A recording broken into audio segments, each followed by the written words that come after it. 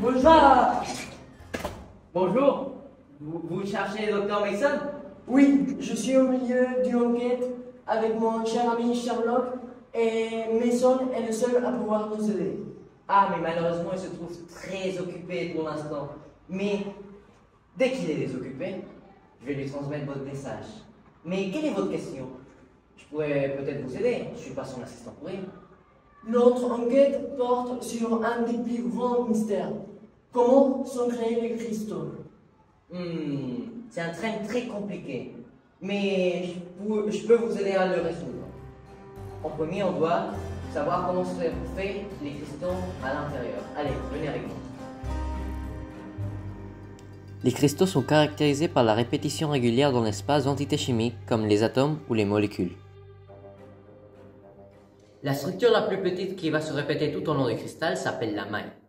Cette maille peut être remplie ou presque vide.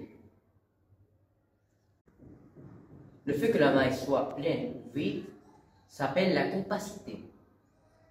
Plus il va y avoir d'atomes ou de molécules dans un espace donné, plus il sera grand. C'est très intéressant ça, mais comment on va nous aider dans notre enquête?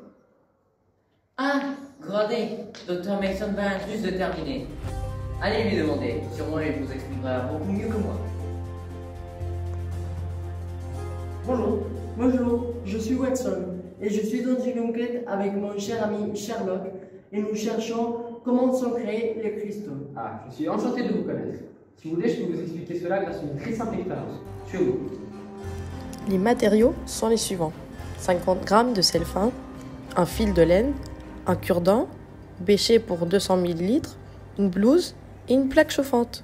Cette expérience consiste tout simplement à faire chauffer 200 ml d'eau dans la plaque chauffante, à y ajouter 30 g de sel fin et, quand l'eau commence à bouillir, à retirer le bêcher de la plaque chauffante, puis à y placer un cure-dent au-dessus du bêcher et à lui attacher un fil de laine de sorte qu'il pende dans l'eau salée. Pour voir le résultat de cette expérience, il faut le laisser sécher pendant quelques jours.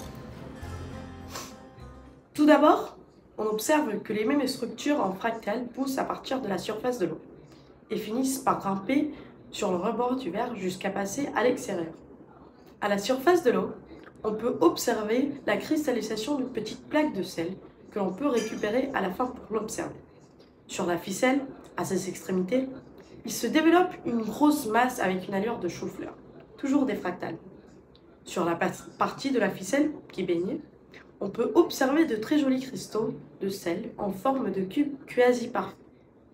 Cette expérience très simple permet, pour les plus jeunes, de comprendre comment on fabrique du sel, et pour les plus grands, de découvrir la manière dont poussent les cristaux, en fractales, comme les flocons, ou en figures géométriques.